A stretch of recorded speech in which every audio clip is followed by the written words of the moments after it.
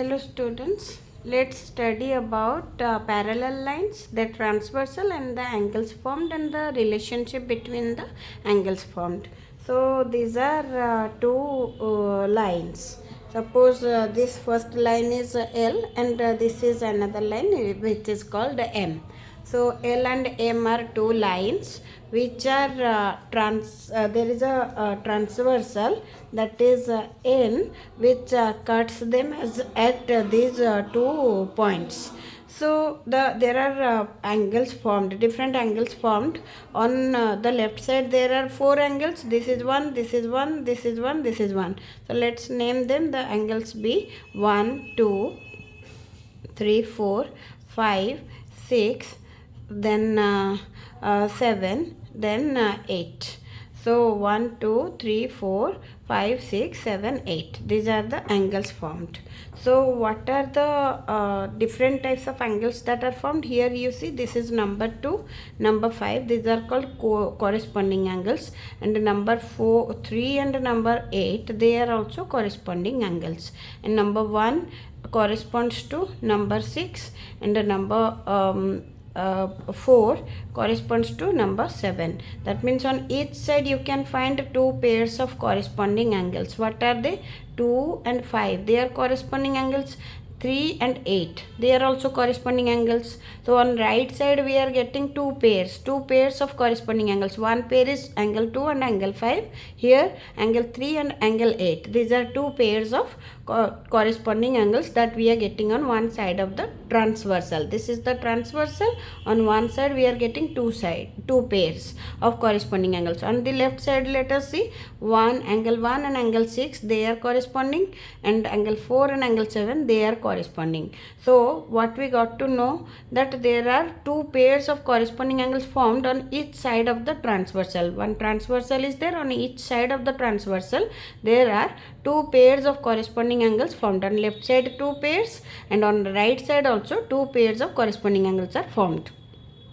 Now question arises, what is the relationship between the corresponding angles? So we must see that angle 1 is equal to angle 6. So angle 1 equals angle 6.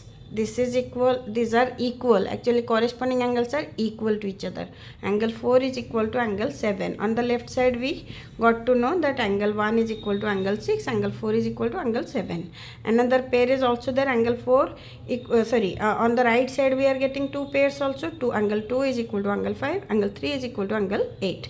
Angle 2 equals angle 5 and angle 3 equals angle 8. Angle 3 equals angle 8. So these are the two pairs of corresponding angles that are formed on the two sides of the transversal. So on each side of the transversal there are two pairs of corresponding angles. Again I am telling, angle 2, angle 5, angle 3, angle 8. These are corresponding two pairs of corresponding angles on the right side. Angle 1, angle 6, they are corresponding. Angle 4 and angle 7, they are also corresponding angles. But keep in mind that parallel lines, when get cut by transversal, that time only the corresponding angles will be equal. If the lines are not parallel, L and M must be parallel to each other. If L and M are parallel and then N as a transversal cuts them, then only the corresponding angles will be equal, otherwise not. Normal lines will be cut by a transversal, then the corresponding angles wouldn't be equal. Now we will come towards the other types of angles. Here we will get alternate angles. So here angle 4 is equal to angle 5. These are alternate angles. So angle 4 is equal to angle 5, angle 3 and angle 6, they are also alternate. Alternate means on opposite sides of the transversal, the angles which are present and equal, they are called alternate angles. So these angles are alternate angles. Angle 3 is equal to angle 6, angle 4 is equal to angle 5. 4 and 5 are alternate, 3 and 6 are alternate. So angle 3 is equal to angle 6, again showing angle 3 is equal to angle 6, angle 4 is equal to angle 5. What is their relationship? They are alternate angles. Angle 4 and angle 5 are alternate, 3 and 6 are alternate, and alternate angles are equal when parallel lines are cut by a transversal.